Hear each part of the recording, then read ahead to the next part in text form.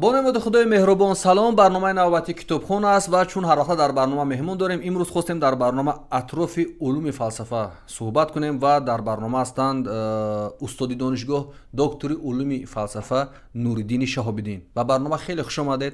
تشکر که دعوت رو پذیرفتید.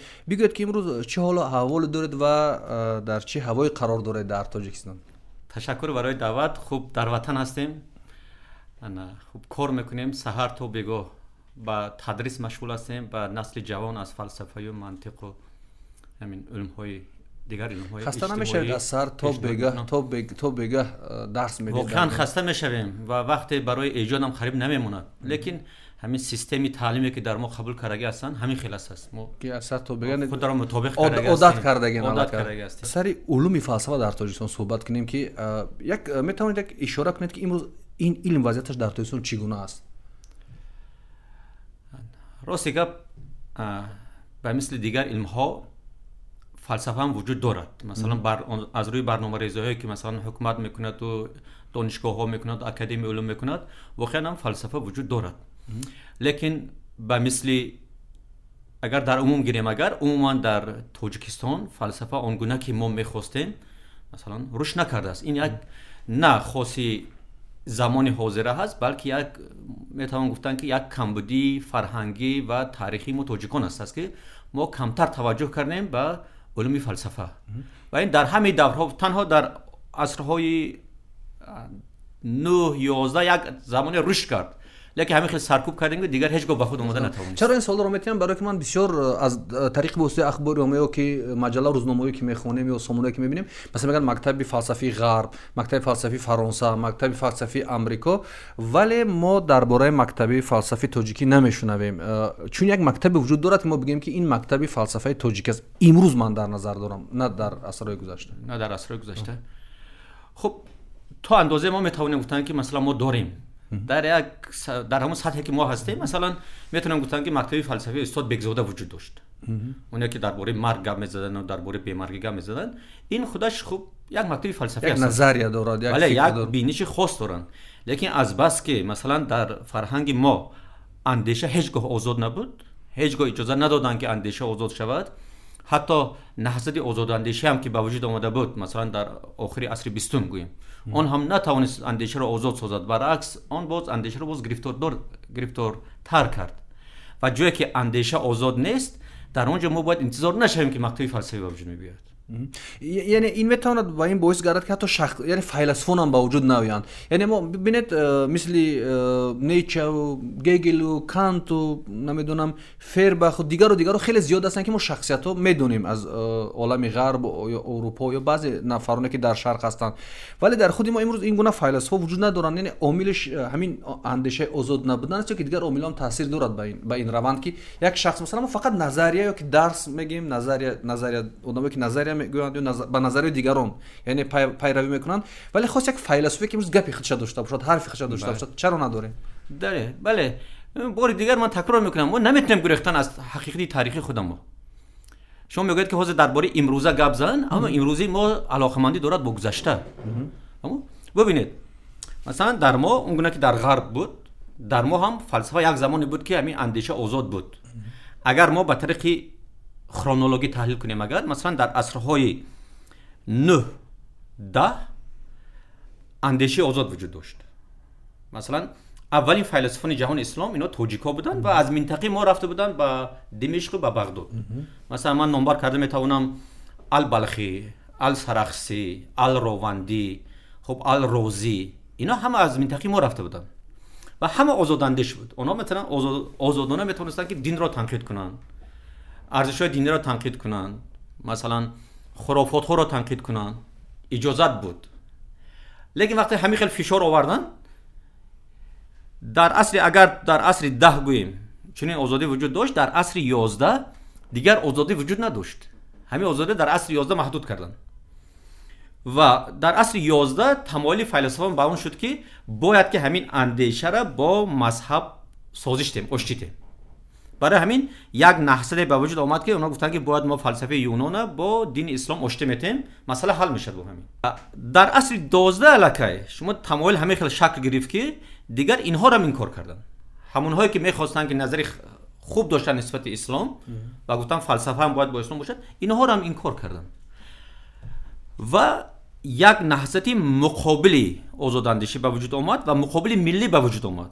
اکنون تصور کنید که در این دوره علاقه هر چیزی که ملی بود انکار کردن، هر چیزی که با اندیشه آزاد بود انکار کردن. اونا آوردن گفتن اندیشه باید در چارچوب اسلام باید قرار گیرد و در برابر این نفرت نسبت به دیگر فلسفه ها به وجود آمد.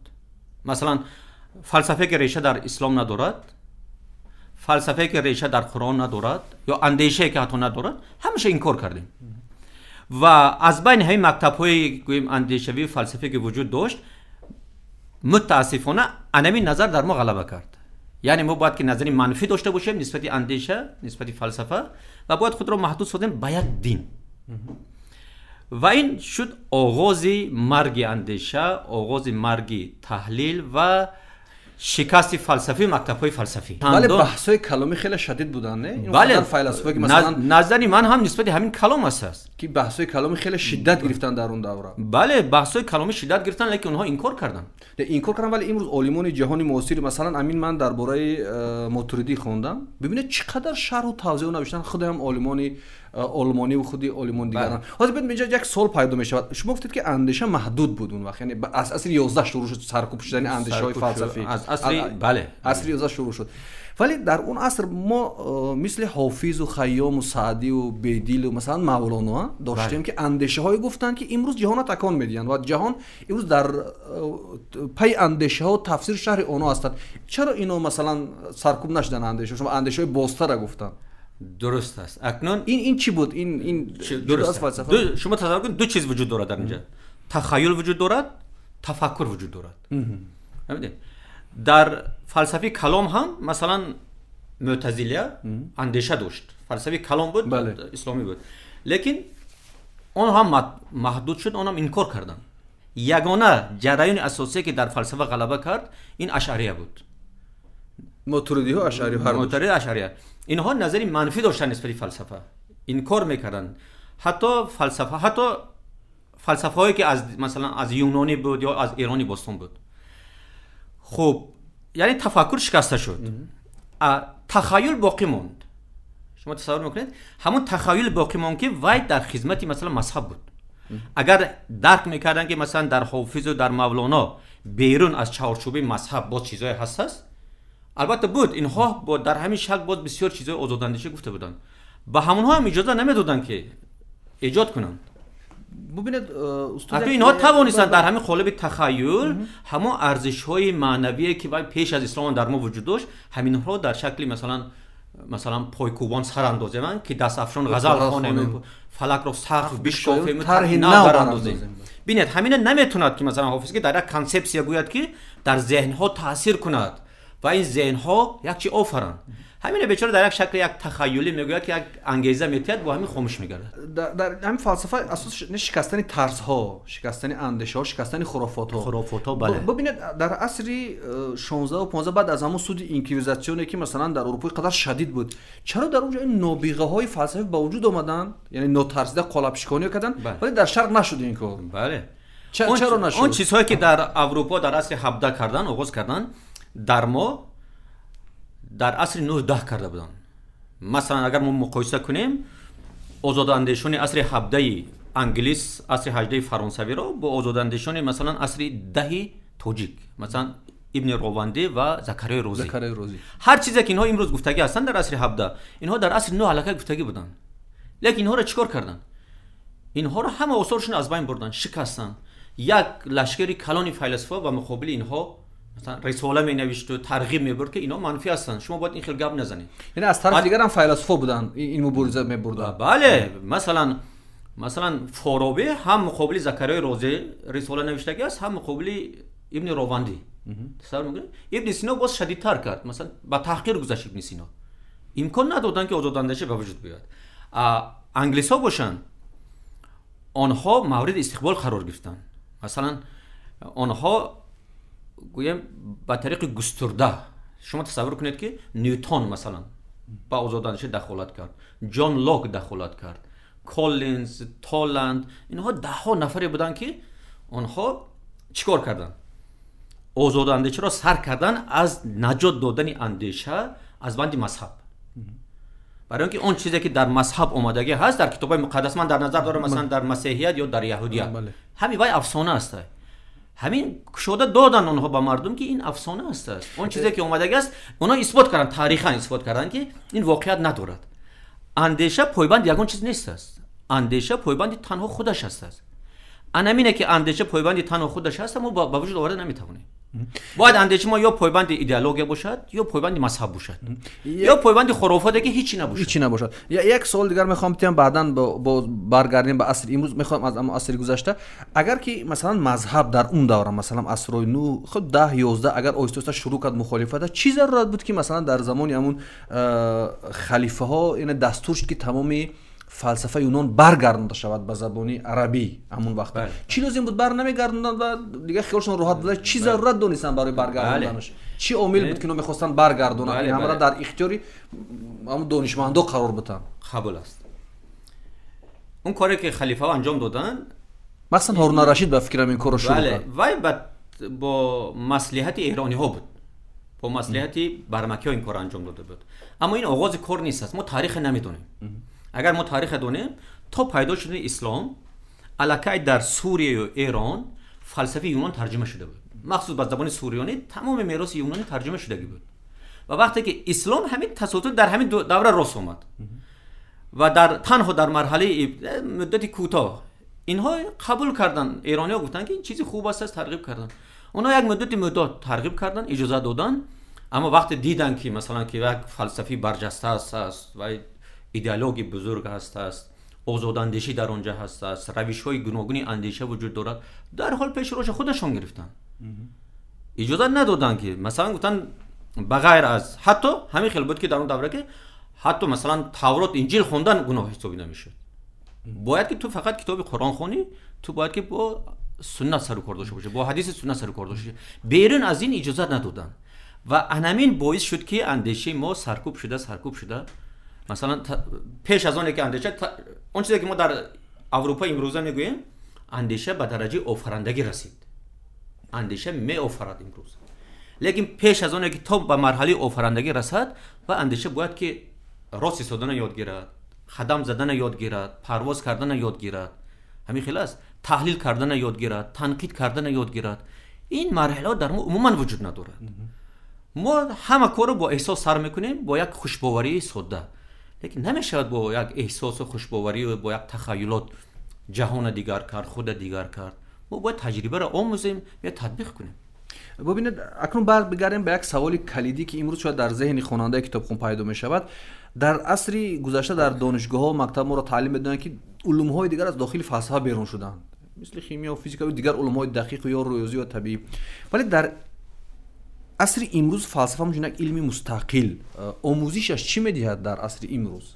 اگر یک جوان سوال کند از بیننده کتابخوان، شما یک داننده این علوم که تجربه در غرب هم دارید و رفته دیدید، چی میدهد برای جامعه ما آموختن فلسفه؟ آموختن فلسفه پیش از همه اندیشه کردن، صاحب جهان بینی بودن، صاحب مثلا اندیشه آفرینده بودن، خود بودن رو میدهد. فلسفه یا که اندیشه آزاد هیچگاه نه به جامعه ضررش رسیده نه به انسان ها. انا برای همین همون خیلی که در دیگر علم ها مثلا ما میگیم که اسکه اسپسیال نوستن چیزها به شاخه‌های مایده تقسیم شدن. اون فلسفه که ما میگیم اون فلسفه امروز در اروپا وجود ندارد. مثلا تا عصر 19 فلسفه متافیزیکی بود، یعنی کلی اندیشیدن دایر به هر یک مسئله. از آغاز عصر 20 سر کرده همین عنعنه غیر متافیزیکی به وجود اومد. دیگر اكو فلسفه کلی وجود ندارد. مثلا وجود دارد فلسفه زبان، محدود میشد با زبان، فلسفه تکنیک محدود میشد با مسائل تکنیکی، فلسفه اکولوژیا، فلسفه تاریخ، فلسفه زبان شناسی، یعنی چیزهای بخشای معده خود تقسیم شد فلسفه. یعنی امروز همون جامعه که صاحب قدرت رفتن یا پیشرفت شدن، مثلا بگیریم غرب، یعنی تکیه کردن روی فلسفه بود، این عامل های دیگه نقش داشتند. تکیه کردن سری فلسفه و اندیشه آزاد. همه چی آغاز یافت از آزاد اندیشی که این را انگلیس‌ها گذاشتن، تحکرسی گذاشتن و فرانسوی‌ها بیا پرقوت کردن. و بعد از انقلاب فرانسه همین ایده ها از آمریکا سر کرده و تمام جهان باید پهن کردیم. یک فکری دیگه است در بین بسیاری از نظریه پردازان دانشمندان میگویند که برعکس اروپا هرچی بیشتر در بخش اخلاقی در همون فلسفه و آزاداندیشی خودش غرق می شود، در همون باطلاق اندیشه ها میگن غرق می شود. شما با این چی نظر دارید؟ یعنی تا جای اندیشه دیگه آزاد رفت در بعضی مسائل که انتخاب و آزاد پوشی و آزاد گشتن و فکری آزاد داشتن و انتخاب ها به آزاد، میگن الان که انسان با مرز حیوانی نزدیک کرد. شما در این طرف مسئله چی فکر دارید؟ خب این خطای همون فیلسوفا بود یا برداشتی مردم از اونها بود؟ اگر شما مثلا فیلسوفا را با آشنا شوید با آثار فیلسوفان و واقعیت امروزه را اگر تحلیل کنیم، درست است که مثلا جنبه های منفی که ما مشاهده میکنیم زیاد هست، لیکن ما باید که دو چیز از یکدیگر فرق کنیم. مثلا جان لاک، سپینوزا یا نیچه یا مثلا هایدگر، اینها یک بخش غرب هستند. بخش دیگری غرب این همون پیشرفتی مثلا تکنیک، تکنولوژی، اون اخلاقی که مثلا از آمریکا برگشت و اومد، مثلا یک جامعه سنتی هم بود تا اندازه اروپا، این اخلاق رو آلوده ساخت. این دیگر جهان است، یا اون سیاست های قدرت خواهی و مثلا سیاست های زوری که اونها دارن، این دو بخش است. ما باید و در این سیاست، این جهانی که دارن، فلسفه اروپا کمتر تاثیر دارد. از روی چی؟ قدرتش کمتر است یا که چی عامل دارد؟ اندیشه آزاد، اون اندیشه آزاد است که به هر صورت، یعنی امروز فلسفه سرکوب نمیشه در اونجا. فلسفه سرکوب نمیشه، فلسفه آزاد است. مثلا هر یک دانشگاهی، مثلا اگر شما اروپا روید، اگر در اونجا مثلا در یک کافدره دروید، اگر مثلا ابن سینا خوانده شده است، کافدره دیگر روید، اگر مثلا نیچه، یک کافدره دیگر روید مثلا ارسطو، آزاد است. هر چیزی که میخواید تو میتونید درس دید. خب اگر همین روز همین به تاجیکستان بیاریم، یعنی گپ چی ضرر دارد؟ یعنی همین خیلی باشه، یعنی فرق خط یک نفر خواهد ابن خلدون آموزد، یک نفر خواهد ابن سینا را آموزد، یک نفر نیچه را آموزد، یعنی چی عامل دارد؟ و گفته شود گپاش گفته شود، اندیشه گفته شود. این وابسته است به سیاست ما و وابسته است به امکانات اقتصادی ما. اگر ما همین خیلی امکانات اقتصادی داشته باشیم، همین خیلی برنامه تعلیمی ما همین خیلی راه اندازی شده باشد، این یگان نتیجه خوب میتد برای رشد جامعه، برای پیشرفت جامعه. البته مثلا برای ما یگانه مشکلی ما همین باید همین مشکلی تاریخی ما باید از همین بندی مشکلی تاریخی ما خلاص شویم، باید اندیشه ما آزاد شود. اندیشه آزاد شد، اگر مثلا والتر میگوید اگر شما با اندیشه امکانی عمل دید، میگوید در یک سال میگوید و مدینه فاضله میسازد، یعنی بهترین چیزها را باید میتوند که در یک سال سازد. یعنی اندیشه آزاد، فکری آزاد، اندیشه آزاد، بله. اما اندیشه آزاد به احساس، یعنی احساس در ما مثلا همون تجربه آزاد اندیشه هم داریم، به جای آزاد اندیشه در اونجا احساسگرایی زیادتر بود که باید خونسا میسازد همون اندیشه آزاد رو. ببینید اگر ما در روند ملت سازی، یعنی قدرت یک ملت سازی تکیه کنیم به فلسفه مثلا غرب و اون اندیشه‌ای که بسیار در مطبوعات می‌خونیم، اقتباس از هایدگر، نیچه و دیگر رو بعضی دانشمندای ما میارن، این میتونه ضرر داشته باشد. ما که یک مردم شرقی هستیم، بعضی منتالیته خود داریم، جدا از مذهب، جدا از دین، یک عرف و عادت‌های خود داریم، این میتونه مشکل زا باشد. اینا چه خیلی آشتی میشود در اون با منتالیته؟ نه، به فکر من مشکل نمیشود. برای چی؟ اگر شما خوب آموزید مثلا هایدگر یا نیچه را، اینها یگان چیز به شما پیشنهاد نمی‌کند. مثلا نیچه گویم که یک ایدئولوژی نو به شما پیشنهاد، این خیلی نیست است. او فقط می‌خواد که چشم تو گشوده شود. فهمو؟ اگر چشم تو گشوده شود، اندیشه آزاد باشد، اندیشه آزاد تو خودش میتواند که فعالیت نشون دهد. در اینجا هیچ گونه زیر تاثیر قرار گرفتن، مثلا به ضرری ما انجام یافتن نیست. اندیشه آزاد که شما ببینید، اگر همین اندیشه محدود میشد، یک فلسفه به وجود میومد در اروپا. این روز ببینید که صدها مکتب فلسفی هست. برای چی؟ برای اینکه اندیشه آزاد است. اندیشه که آزاد شد، هر یک اندیشه میتونه که یک فلسفه داشته باشه.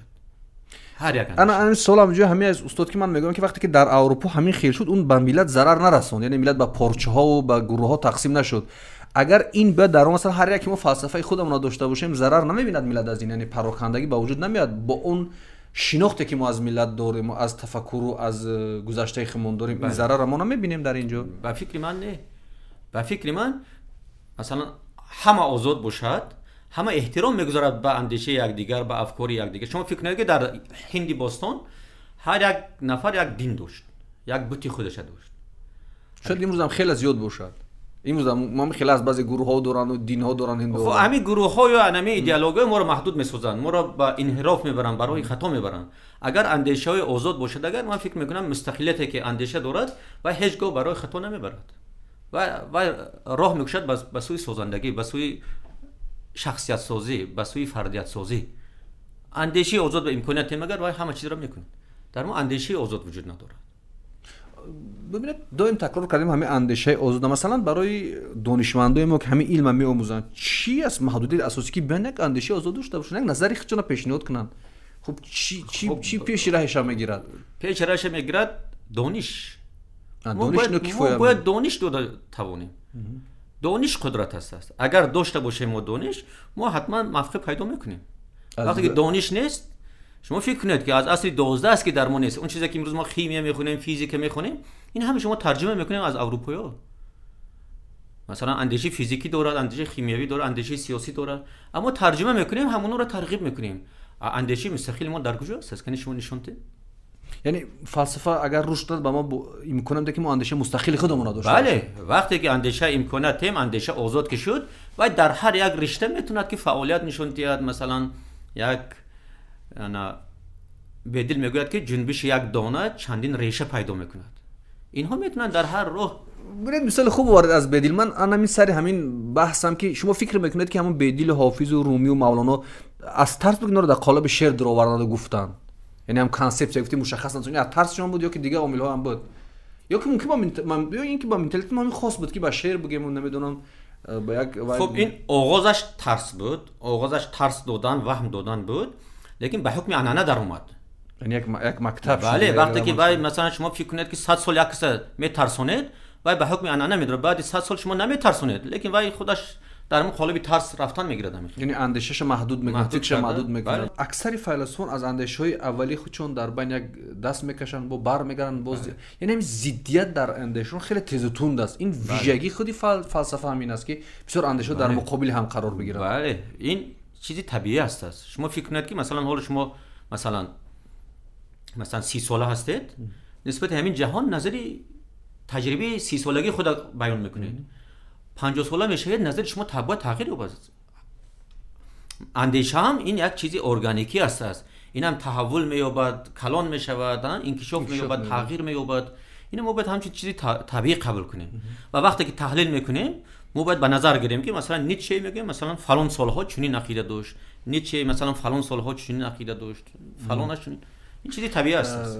وقتی که اگر اندیشه دogماتیکی باشد، اگر همین شما فکر میکنید که همین گپ یکتا، همین یک سالگی شروع میکنید، یک سالگی تو نمیگید 10 سال پیگیری ما همون گپ دیگه رشد نمیشه، تغییر نمیشه، پیشرفت نمیشه. ببینید چی کار کنیم؟ یگام نظری خاص است که همین بحث‌های فلسفی را به وجود بیاریم. یعنی یک بحث‌های آرامانه گفت شما بدون احساس و هر کس به نظرش بگه. یعنی مثلا نمیدونم کلوب‌ها باشد، مرکزهای گفتگوها باشد، صحبت‌ها باشد و چی کارها میشود کرد که همین علوم فلسفی رشد کنه در ما و بدون مقابل گذاری نفر به نفر، یعنی اندیشه باشد، شما اندیشه آزاد باشد و هر کس بیا اندیشه برتری خود رو بدون احساس ثابت کنه. چی کارا را میشود انجام داد؟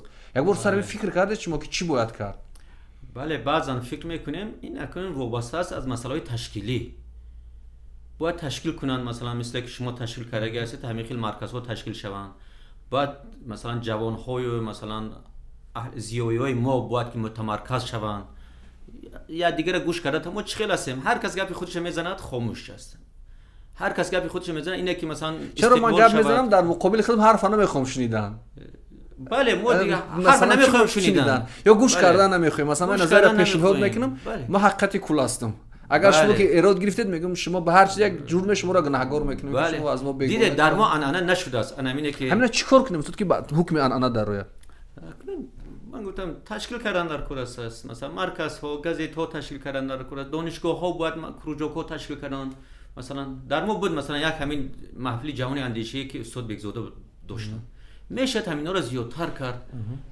من باور دارم که یک با یک مرحله که دیگر نه احساس باشد و نه تعصب باشد بلکه اندیشه باشد، اگر همین چیزا زیادتر شوند، اگر و همین مرحله ما باید گذاریم. مرحله سازندگی حساب میشود این چیز. خوب، در انجام برنامه میخوام که چند به یک دو سوال پاسخهای مشخص بده چرا این برای بیننده کتابخوان لازم است. من امروز از رف کتابخانه 10 کتاب آوردم که کتابای فلسفی هستند، کتابای گوناگون، مثلا نیچه، ویبر، فروم و کانت و نمیدونم آرتور شوپنهاور و دیگران.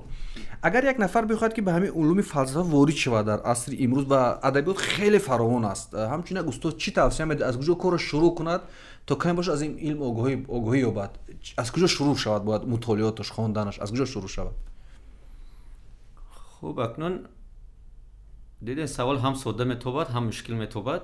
یا اندیشه شخصی خودتون از تجربه؟ اندیشه شخصی من همین است که مثلا ما باید آگاه باشیم، آگاهی گیریم از فلسفه که وجود دارد و با آن فلسفه های توجه کنیم که همین حسی آزاداندیشی و بیداراندیشی ما رو با وجود بیارد و نشود که ما باز یک بدبختی دیگر است که ما زیر تاثیر اونها قرار گیریم. همین منظور اینه که آگاهی نادرست میتونه انسان رو برعکس تربیت کند، برعکس تربیت کند. برای همین با همون مرحله رسوند که همین اندیشه مستقل اندیشه کردن یاد کی گرفتیم. از کجا شروع کند؟ از کتاب مشخص نگین، خیلی چیز مشخص نیست. نه، همه چیز از آگاهی سر میشود. اکنون ما نمیتونیم که مثلا ایمن یک چیز نمبر کنیم. میتوند که مثلا از همین فلسفه اروپا سر کند، مثلا یعنی یک دانشگاه مشخص لازم نیست، از اونجا میتونه شروع کند بعد رواد. بله، شروع کند، تواند که مثلا همون اندیشه مستقل اندیشه او را به وجود بیارد. نشود که مثلا زیر تاثیر گیرد. اگر ما زیر تاثیر اینها قرار گیریم، اگر از ما آزاداندیش به وجود نمیاد. ما اگر یک اون زیر تاثیر ادبیات آزاداندیشی غرب قرار گیریم، اگر هیچ وقت آزاداندیشی توجیه به وجود نمیاد. با بیننده برنامه کتابخوان که هدف اصلیش تبلیغ کتاب، آگاهی و با وجود آوردن تفکر انتقادی است، چی گفتن است به بیننده برنامه کتابخوان؟ بگید صحبتتون رو خلاصه کنیم و صحبت جمع بس کنیم. خب تشکر زیاد برای دعوت. خب البته یک صحبتی آزاد طبیعی بود.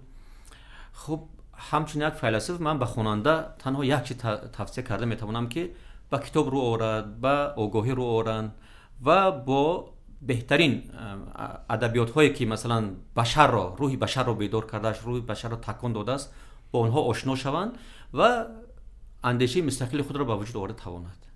این خلاصه مثلا عمومی من دایر به خب اون چیزی که من میخواستم پیشنهاد نمایم. تشکر زیاد. میگویند در عصر 17 بیکن یک فیلسوف انگلیس گفت که دانش قدرت است. بله، یعنی گفت هر کسی که دانش دارد اون قدرتمند است. و اگر کمی دورتر نگاه کنیم، فردوسی میگفت توانا بود هر کی دانا بود.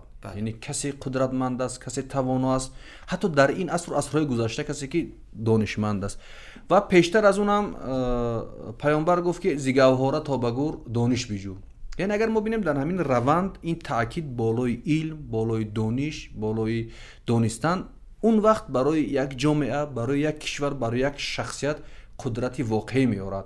و ما مخلصانه این حرف رو میگویم، صادقانه این را میگویم که هر کسی که دانشمند است، اندیشه مستقل خود را دارد، افکار سازنده دارد، صاحب یک علمی نافع، یعنی یک علمی منفعت آور است، اون واقعا قدرتمندی حقیقی است. درست گفتید. این برنامه کتابخوان بود. تا برنامه آینده در حفظ و پناه خدا باشید. خدا یار و مددگارتون.